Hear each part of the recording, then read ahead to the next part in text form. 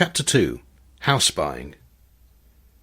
A little less than 2 months later, and 2 miles from the highwayman's grave, the residents of Hemel, Hempstead were enjoying the hottest first day of April that anyone could remember. In one of the estate agent's offices that had replaced so many of the stores in the shopping parade, 4 young men and 1 young woman sat behind desks facing the sunlit street. They all wore grey suits with white shirts and identical light blue and black striped ties. The men slouched and talked football and cars. They appeared to have bought their suits in great haste from charity shops. The woman sat with a vertical spine and seemed to have employed an expensive tailor. They all looked up hopefully as the door opened, but she was the first to speak. "Can I help you?" "Yes," interrupted a young man striding up to her desk. "Number 1 Herbert Street?" Moments later a grey filing cabinet slid open, and he was handed A4 papers with house details and photographs. "Are you particularly wanting a 2-bedroom house in the old town area?" "Yes," he murmured, showing her the palm of his hand for silence while he read. "I want this one," he said at last, sitting down on a chair by her desk and offering her a seat. "Is there a chain, and how long has it been on the market?" "No chain, because the owners have already bought another property in Scotland." "Well, I think you're going to like me as a customer. I have cash. I don't need a mortgage. I know it's been up for sale for a while, so it must be overpriced. So will you please offer them 20% less?" "Would you like to view the property?" "No, well, not just yet. I'm not much interested in what it's like, but I will buy it as long as the surveyor confirms the value. Please tell the owners I'm serious and I can put down a large deposit at any time and can pay as soon as the legal stuff is done." "I can phone them and make an offer while you're here if you like." "All right, now is good. I like now." She dialed a number, trying not to look too excited. "Hello, Mr. Finch, it's Susan from Fenson's. We have an offer for your house." "Yes." She wound some of her blonde hair round her index finger. "The customer doesn't have a property to sell and can pay without a mortgage." "That's right." "However, he is offering 20% less than your asking price. That's 200,000. "Yes, I know, but—" "Would you like to think about it and ring me back?" "Oh, I'll see what he says." She covered the telephone with her hand.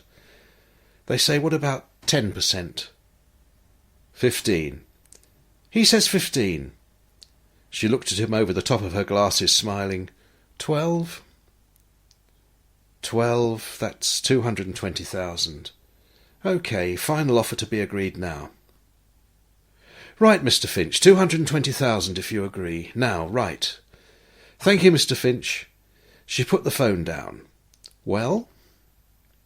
"They accept your offer. Now can I have your name and a few details?" "Congratulations, by the way. It's a very sought-after area, as they say, especially Herbert Street." "Mr. Street. Herbert Street." "Just a minute, is this a wind-up?" Her smile disappeared and her voice became quieter. "I do know what day it is today." "No, it's my real name, honest. Look, here's my driving licence and my bank cards. I'm a photographer and I'm moving into the area. I need to get known. My main reason for buying the house is for the address. I might not even live there. I'll probably let it out to someone on condition they forward my mail. People remember things like strange addresses and names. My full name is John Herbert Street. Here's my card. No address on it yet, just my mobile phone number. People who like me call me John. But Herbert Street, of Herbert Street, photographer, will have a certain ring to it, don't you think? I won't forget it for a while anyway." She was smiling again. "You're not the usual sort of customer we get here. And you're not the sort of estate agent I'm used to either.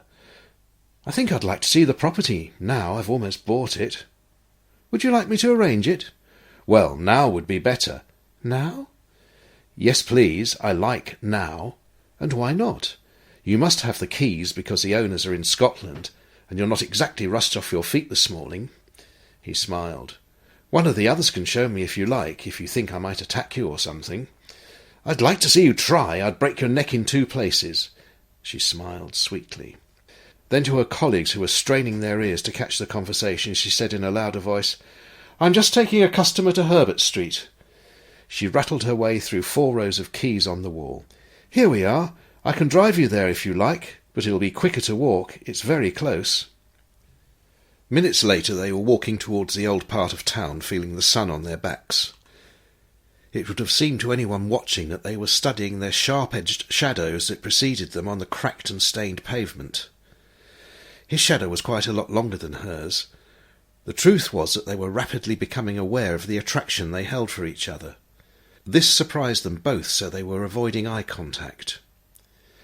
They simultaneously felt increasingly vulnerable and, unlike a few minutes before when each couldn't care less what the other thought, they now used softer voices and tried not to offend. Susan spoke first and dared to look at her client directly. "You say that we weren't what you are used to. Why are we so different than other estate agents?" "I didn't say agents. I said agent. I was talking about you." "OK then, how am I different?" "Well..." He too made eye contact, but immediately went back to the shadow studying. "Here we go. You listened to me and believed me, apart from a little blip when I told you my name, and you're very intelligent and smart, unlike your colleagues who look like they need somebody to get them dressed in the morning. Is there anything else you think you know about me? You try to minimise your attractiveness, but it doesn't work, with the suit, I mean, and the glasses, which you don't need, of course." "What makes you think I don't need them?" "I'm a photographer, remember. I know about lenses. My great-aunt's spectacles were so strong that one sunny day she put them down on a picnic basket and burnt a hole in it. Yours are just flat pieces of glass." They stopped at a zebra crossing. She was blushing slightly as she glanced at his jeans and boring jumper. "And how do you hide your attractiveness?" "I'm not hiding anything. I'm not attractive." "No, really, I know I'm not handsome, and I'm glad of that. Handsome men are usually womanizers or boring celebrities or gay or something." "My brother is good-looking and gay." "Oh, come on. Am I supposed to feel I've said the wrong thing? I'm sure he's a wonderful man, and I would like him a lot, especially if he's your brother." "He's your older brother?" "How do you know that, or are you just guessing to try and look clever?" "I am guessing, but I'm right, aren't I? And you're a second child." "I might be. Why?" "It's just that second children are often very similar in character. They're usually more attention-seeking and often become partners with other second children. It's supposed to be something to do with feeling they don't get as much love and attention as their older siblings." "Rubbish! What are you, a sociologist as well as a photographer?" They had been walking quickly and talking so much they paused to catch their breath just before Herbert Street. "Oh, I get it. Now you're going to say you're a second child." "Yes, of course I am." And then with mock coyness, with his hand on his heart, "But I wouldn't presume." "No, don't," she said, but smiled as they walked on, shadow studying again. "OK, look. How many couples do you know who are second children?" She paused, looked up at the sky, and then made eye contact again. "All right, yes. My parents, my uncle and aunt, my best friend and her husband. No, actually 3 of my friends and their partners. But listen, I told you I'm different. Now, stimulating as this conversation is, can we leave it now? We're here. End of terrace, 2-bedroom Victorian house in the much sought-after Old Town area. Welcome to number 1, Herbert Street, Mr. Street." "Oh, call me John, please, Susan." "Mr. Street is better. It's more professional to be formal." "OK then, what's your surname?" "Savage. I'm Susan Savage." "Miss?" "Ms." "Nice to meet you, Ms. Savage." He held out his hand. "And you, Mr. Street." She ignored his hand and opened the door. They stepped into the dark hallway, both enjoying the coolness after the heat outside. She going ahead and opening doors, he absorbing everything very intensely, turning on taps and looking in cupboards. She walked through the kitchen and opened the back door to the garden. "It's very clean," he shouted down the stairs to her. "Won't need a lot of decorating, and it's furnished and everything. Nice bedrooms, and one of the beds is huge. It must be extra king size. I'll need that with my long arms and legs. It's just like they are still living here. Where are you?" "I'm in the garden, such as it is." He found her sitting halfway down the weathered steep brick steps that led down to the garden. She had taken off her jacket and was basking in the sunshine, holding her knees and staring at a moss-covered bird bath at the bottom of the steps. He stopped in the doorway as she turned to look at him.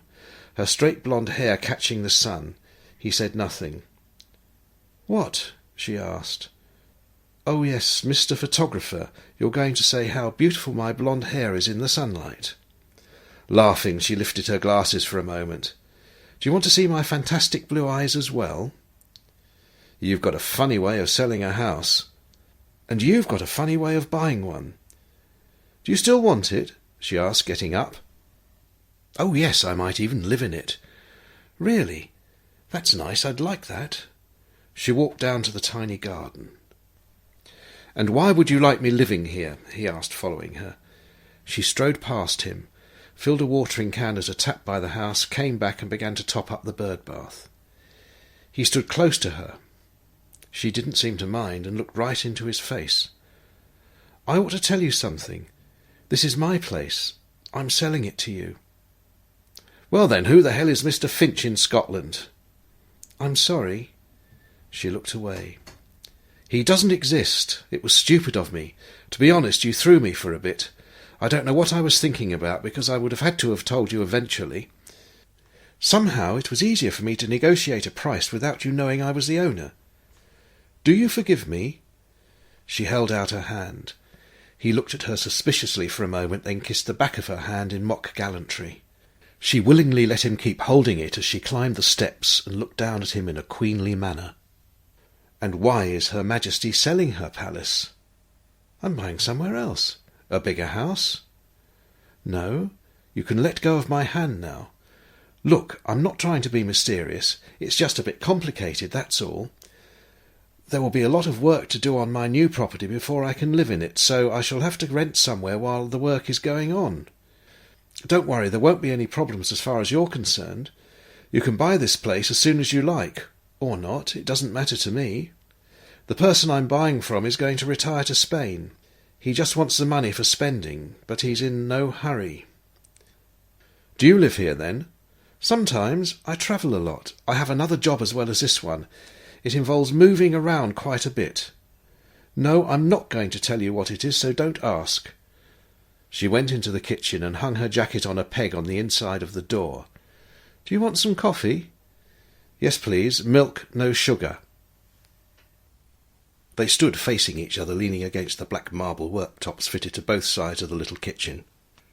Susan held her mug close to her face to smell the coffee. The mug had a photograph of a meerkat on it. The handle had long since broken off, and to save hurting her fingers she held it in a tea towel with "Welcome to Hemel, Hempstead" printed on it. "What?" she asked.